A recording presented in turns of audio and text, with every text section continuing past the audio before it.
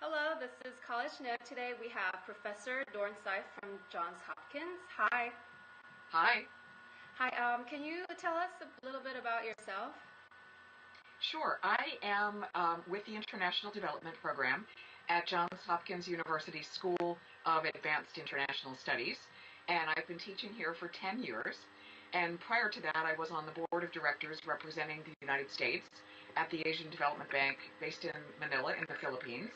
And prior to that, I worked for a dozen plus years for the Asia Foundation in Jakarta, Indonesia, also in San Francisco, which is their headquarters, and in their Washington, D.C. office. So I am a practitioner in the study of international development. So, going into the program, does students usually know what they specifically want to do after the program? That's a great question. And I always tell students that when they come in their first semester, if they're really sure what they want to do, please really be open-minded and be open to the experiences and ideas that you're going to hear about and learn in graduate school. And be prepared to change your mind even 100%. And so, although it is something that we look at in someone's essay, it merely needs to be plausible and to present something which makes good sense and shows that the person has thought about it. And then when they come to SICE or when they come to pursue graduate studies, I really very much encourage them to keep a super open mind and really consider all of their options. So it is required to have given some thought to what it is that you want to do, but not necessarily to be dead sure about what it is that you want to do. Because what I find is that those that are dead sure, they often are going to do 100% turnaround during their first year. And that is completely normal. And healthy, I should say, healthy. Okay.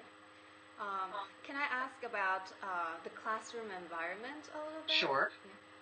Yeah. How big is it usually, the classes? The class, one of the things about SICE is class sizes are very small. And some of our seminar classes have just 8 students in them. And our academic affairs office is very appreciative of the value of a small class size, especially a seminar where there may be a research project or a group project that maybe is, for example, in my classes, there is a group project which is either research or incubating a social enterprise or working as a management team with an international development non-governmental organization. And so the smaller the class size, the greater your interaction and the greater opportunity you have to learn directly from your professor and also from your peers. One of the things that's really great about a graduate school of international affairs like SICE is the value of learning from your peers is almost as great and sometimes greater than learning from your professors. It is a really rich learning environment. That said, there are some of our larger classes. For example, we have cores, for example, comparative national systems or evolution of the international system, and those are, you pick one of our 4 core courses. And so those classes tend to be larger, they tend to be lectures, but certainly with interaction with students, all of our professors can be interrupted, just at any time if a student requires some clarification. So I would say the learning experience is very interactive, and we welcome discussion, and it is always a part of all of the classes that I teach. Very much a discussion, very much based on what the students themselves are seeking to learn. Okay. So is there an opportunity to go out and actually do the work during the class? During the coursework? Oh, absolutely. So, for example, let's use the example of the nonprofit management class that I will be teaching in the spring. Each of the groups of students becomes a mini consulting team. I always call it the mini McKinsey team that goes out to a non-governmental organization active in the field of international development. And they work with that team of the managers of that international development non-governmental organization, and they design a project. For example, it may be to design a fundraising strategy, web-based fundraising strategy. It may be to design an impact evaluation of one of the large activities. And so, as I'm describing this, you could just imagine the team of students getting academic credit for going to the non-governmental organization, designing the work, with the management team, and then actually interviewing clients or those who are knowledgeable about the issue that is the topic of their research project. And so that is out of classroom work that also counts as academic credit. Many of our programs at SICE have something that would be a practicum, so doing work in the field that is related to your academic coursework and also getting academic credit for it. That is with the approval of our academic dean's office, obviously, but there is much of that here at SICE. Okay, and for the last, I'm sure you have a lot of experience working with the international students.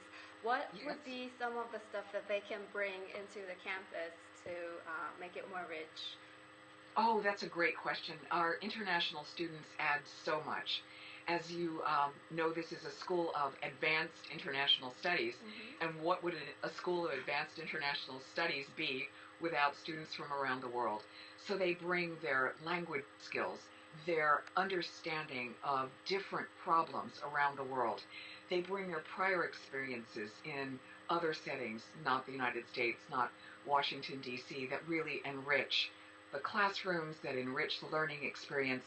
And indeed, when they themselves, let's say they are a student from Brazil, if they're in a French language class, for example, how interesting their perspectives will be studying French as a native speaker of Portuguese, as opposed to me, an American student, studying Portuguese.